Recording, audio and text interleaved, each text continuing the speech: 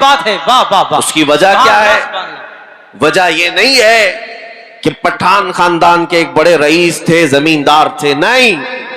आला हजरत हर मजमे में आज इसलिए जिंदा है कि वो फना फिर रसूल थे। मेरे आका के कदमों में उन्होंने इज्जत ढूंढी, इसलिए मौला करीम उन्हें हमेशा के लिए इज्जत से नवाजा।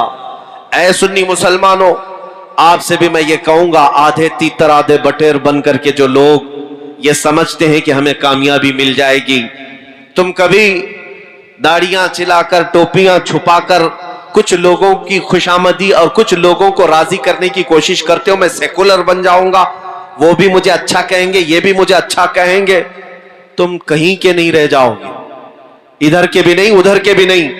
ये जालिम दुनिया तुम्हें कभी भी वफा नहीं दिखाएगी। काश तुम एक बार मेरे मुस्तफा करीम सल्लल्लाहु तआला अलैहि वसल्लम के पूरे गुलाम हो जाओ, फिर देखो मेरे आका सल्लल्लाहु अलैहि वसल्लम न दुनिया में तन्हा छोड़ते हैं, न कब्र में और न हश्र। नारे तकबीर, नारे रिसालत, शहीद आजम कॉन्फ्रेंस, मसलके आला हजरत, गाज़िए मिल्लत। क्या बात है। इज्जत किसकी है? इज्जत रसूल पाक सल्लल्लाहु अलैहि वसल्लम के कदमों में है, उनके वफादारों की इज्जत है।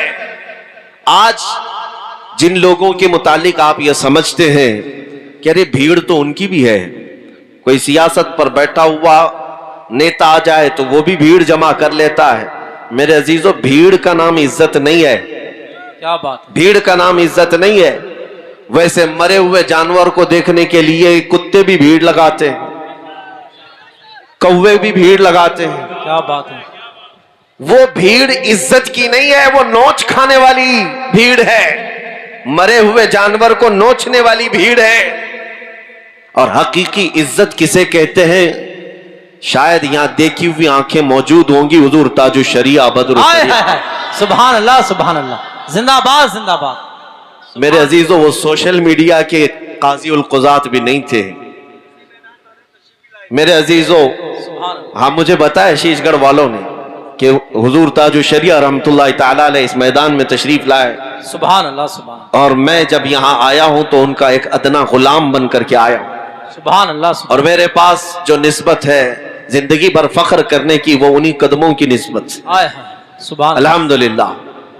मैंने इज्जत देखी है बड़े बड़ों की। अगर कोई ये समझता है कि बहुत गोरे होने की वजह से लोग इज्जत करते थे, तो ये तुम्हारी खाम ख्याली है। इराक में, तुर्की में, शाम में, मिस्र में गोरे लोग कम नहीं हैं, बहुत हसीन और जमील लोग हैं।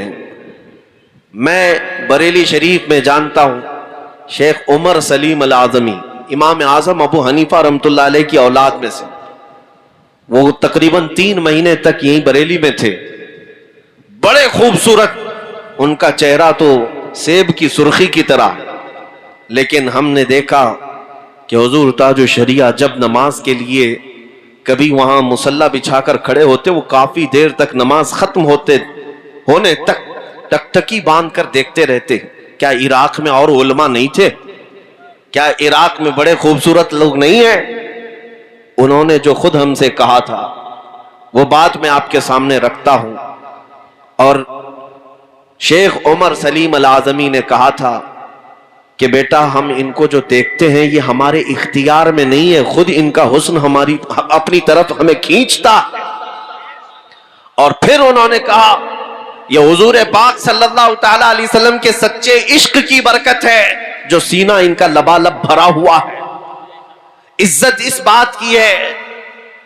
अभी अगर मैं जिक्र करने लग जाऊं तो यहां उर्से ताजु शरिया ही हो जाएगा, लेकिन मेरा मौजू है हुजूर पाक की मोहब्बत। क्या बात। मैं आपको कहता हूं, मिस्र में एक हमारे बहुत बड़े उस्ताद शेख ताहा हुबैशी साहब इंतकाल फरमा गए, अभी अभी सादात में से थे।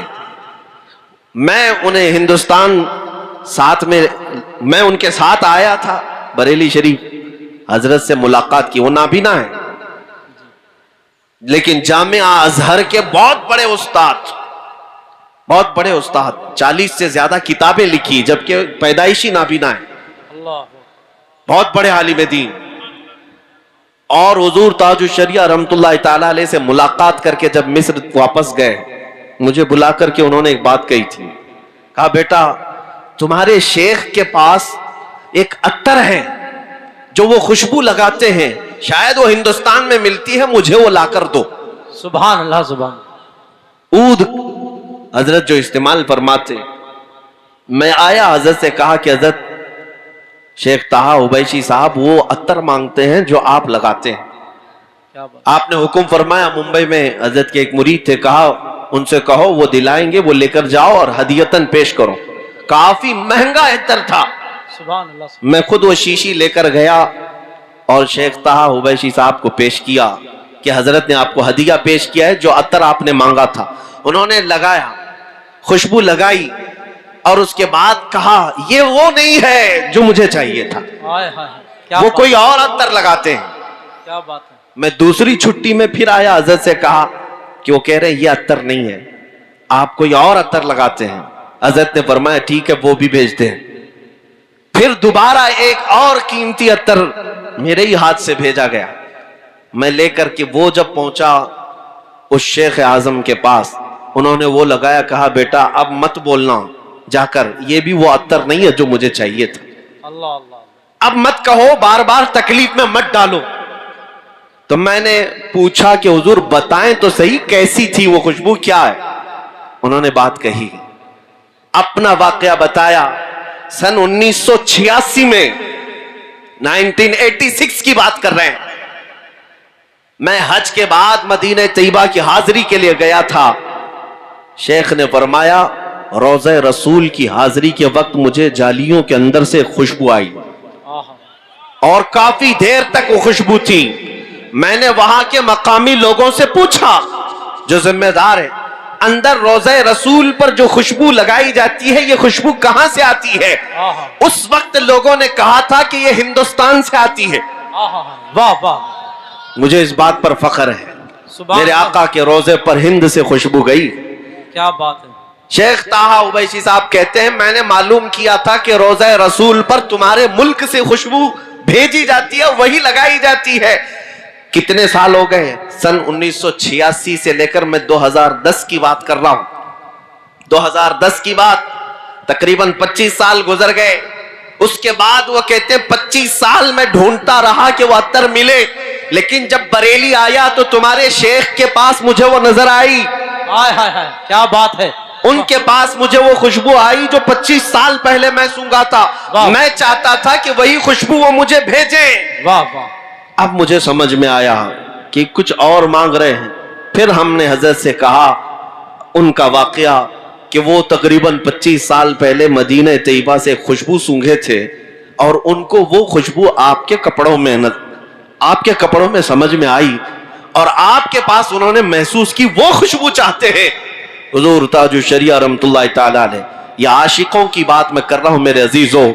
उन्होंने मुस्कुरा करके कहा जाओ फिर, अब वो किसी बाजार में नहीं मिलेगी, हजरत से कह देना।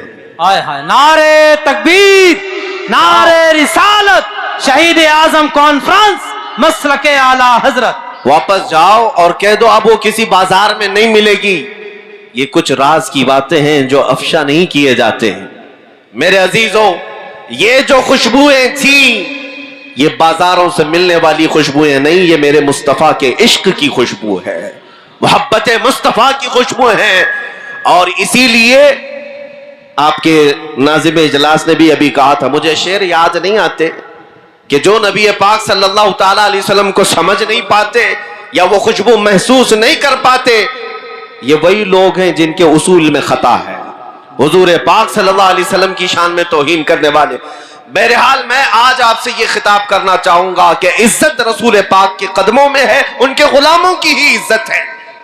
हमने देखा है पूरी दुनिया में।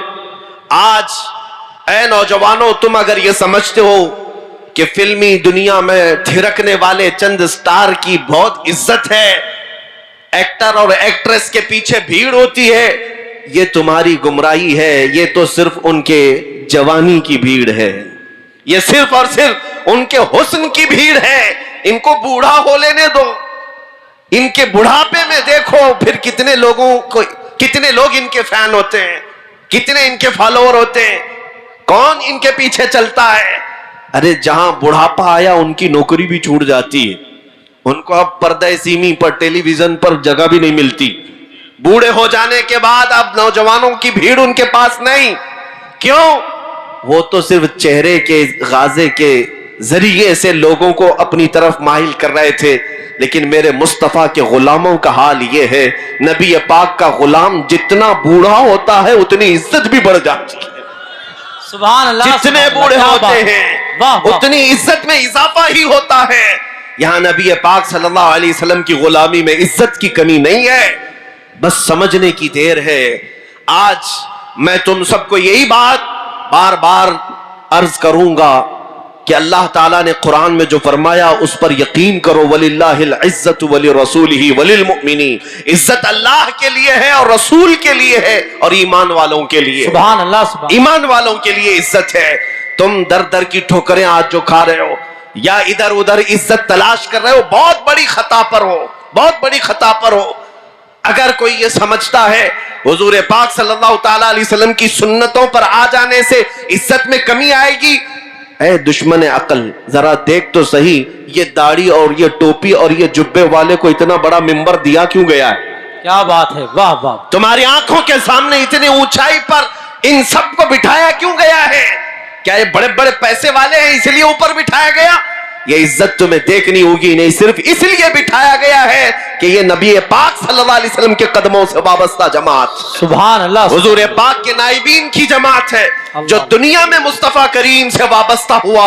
उसके लिए यहाँ मिंबर है, तो फिर क़यामत में तो इज्जत और देखनी है। अर्श हक है, मसनद रिफात रसूलुल्लाह की देखनी है, हश्र में इज्जत रसूलुल्लाह की। सुभान अल्लाह, सुभान। मेरे अजीजों, जिन नौजवानों ने आज धोखा खाया और उन लोगों से आज फिर मैं कहता हूं वापस आ जाओ, पलट करके आ जाओ। नबी पाक सल्लल्लाहु अलैहि वसल्लम के अगर गुलाम हो तो पूरे के पूरे गुलाम बनो, पूरे के पूरे हो जाओ। क्या बात। क्यों यहूद और नसारा की तकलीद पर तुम आज अपनी जिंदगी के शब रोज गुजार रहे हो? तुम्हें क्या हासिल हो रहा है?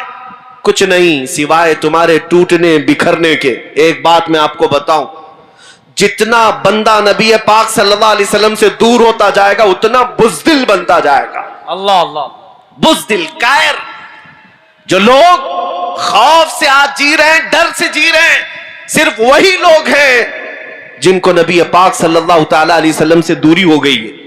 वरना मेरे आका सल्लल्लाहु अलैहि वसल्लम के कदमों में रहने वाला पूरे तूफानों से भी कभी नहीं घबराता। क्या बात। कभी नहीं डरता, ना वो पहाड़ों की चट्टानों से, बल्कि हमारे असलाफ का हाल तो यही है।